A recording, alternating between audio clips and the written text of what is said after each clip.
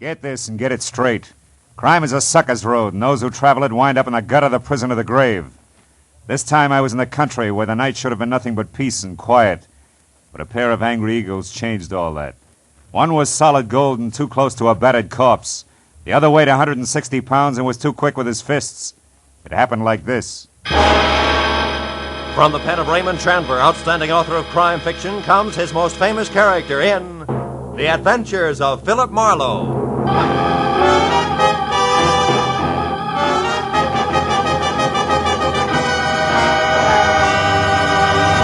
Now, with Gerald Muhr, starred as Philip Marlowe, we bring you tonight's exciting story, The Angry Eagle.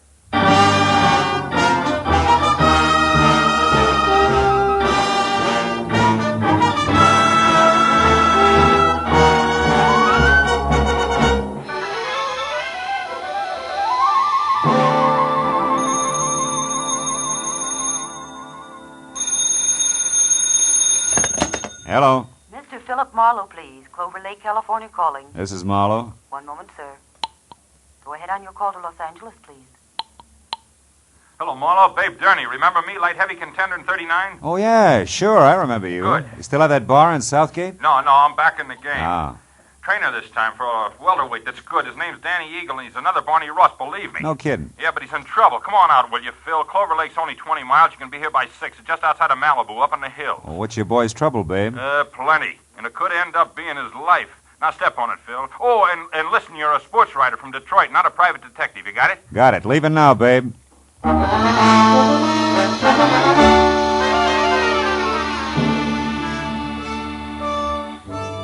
was an hour's drive to Malibu Beach in a film colony where the convertibles outnumbered the hard tops 5-1.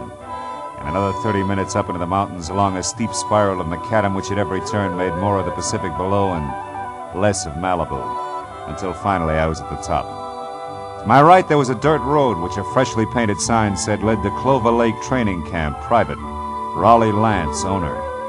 I drove on into what turned out to be a converted summer hotel marked office, a couple of buildings that had been stables, and maybe 24 cabins spread out over a sloping green acre that led to a cliff's edge, and the lake some 100 feet below. When I pulled in and parked in a gravel semicircle which was close to a roofed-over boxing ring, where a lot of muscles in sweatpants was making a punching bag sound like a machine gun, I saw Babe Durney coming toward me in ducks and white T-shirt, with an angry fighting eagle as in Danny on it. He was more bay window and less hair than last time, but still the same quick smile under a nose that spread over half his face, and an extended hand that could have passed for a catcher's mitt. Hiya, Phil. Glad you didn't take any longer. Things are worse. Oh? Danny got canned an hour ago, and he's burning up. Told Lance and his wife where they both could go, and I think he's going to personally see to it that they get there. Now, wait a minute. Who's this Lance? And his Raleigh wife? Lance, he runs this place, Marlowe. Yeah. Strictly the big-time, big-shot manager. His seat at the fights has to be A1, his license plate the lowest number he can get. Yeah, half-pint and French cuffs and built-up heels. He's got 10 fighters there. Danny's one. And the wife? Oh, yeah, Myra. A lot of curves, a lot of war paint, and never enough clothes on. Know what you mean. Yeah, well, also not much to keep her busy, and Lance hasn't got time to run around down in Malibu. Which means sheep's eyes at the boys, huh? Yeah, Danny Eagle included. Not that the kid ever did anything about it, mind you. Figured she was just being friendly. Come on, let's move on down by the lake like I was just showing you around.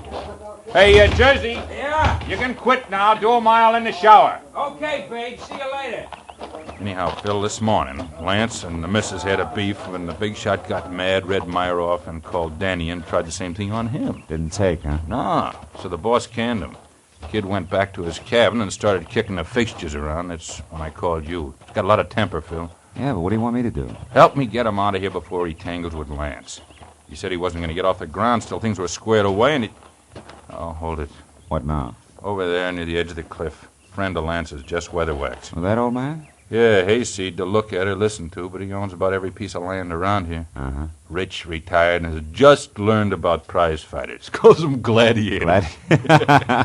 Also, he's got a mud fence-faced daughter he's real anxious to pass off. Yeah, also he's coming this way. Oh, hello there, son. Yeah, don't encourage Gab. It's his specialty. Well, babe, my boy. What shape are you in tonight? Oh, well, not quite fighting trim, Mr. Weatherwax. I was just showing Mr. Marlowe here around the grounds. He's a sports writer. Sports writer? Yeah. Well, glad to make your acquaintance, Mr. Marlowe. Thank you. Yes, sir.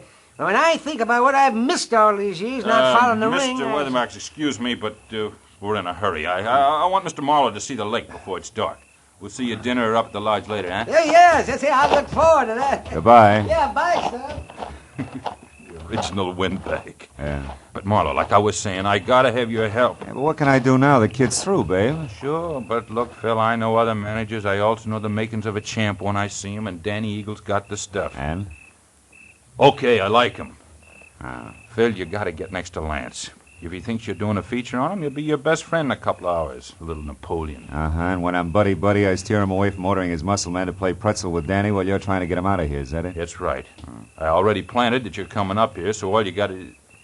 Hey, look. Huh? Up at the lodge on the porch there. That's him and Myra going in the office. My cue. Mm-hmm. Okay, but first tell me one thing, babe. Does Danny know about me? No. He'd turn against me if he did. He likes to settle his stuff his own way. That's why you gotta get to Lance. In or out of the ring, it still takes two to make a fight, Phil. Yeah. All right, babe. I'll do my best. Yeah, Philip Marlowe, Detroit Daily News. I wonder if there is such a paper. Well, it doesn't sound too bad. Listen, Myra, I don't want any more trouble with you. I'm fed up. Oh, You're fine. fed up. You? Well, that's funny. You drag me up here and expect me to... And try real hard to understand this. I dropped 10 grand, 10,000 berries last night on that punk Steve Rocker.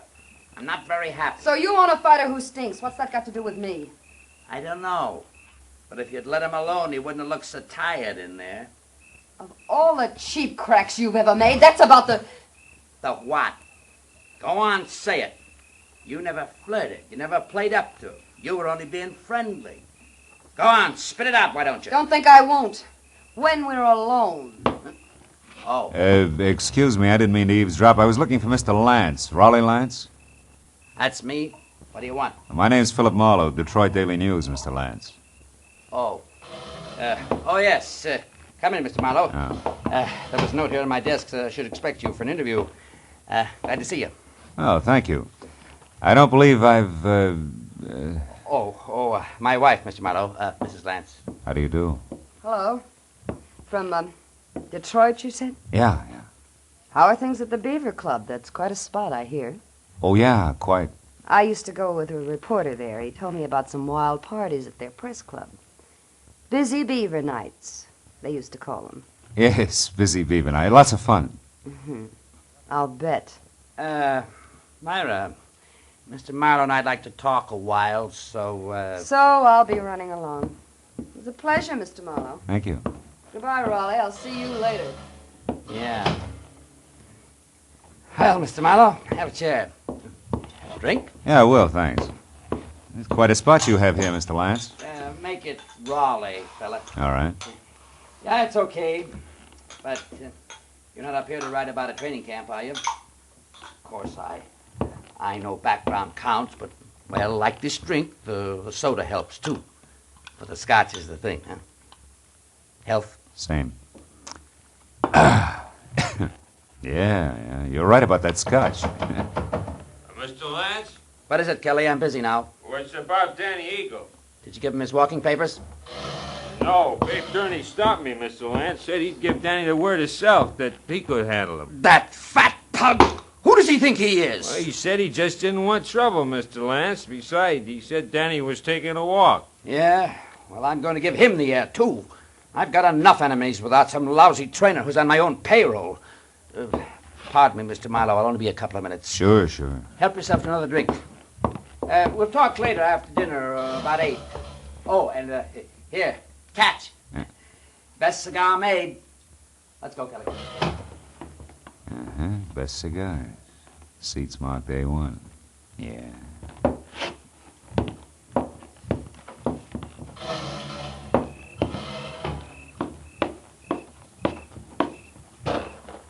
Hey. Huh? Don't go away mad. My hubby always runs out on people, even private detectives. Slips, huh? Busy Beaver Night, indeed. I made it up. I never even heard of Detroit. Why'd you bait the trap? Lance, the jealous jerk, has threatened to hire a detective a half dozen times. Oh. After all this fuss over Danny Eagle, you were about due.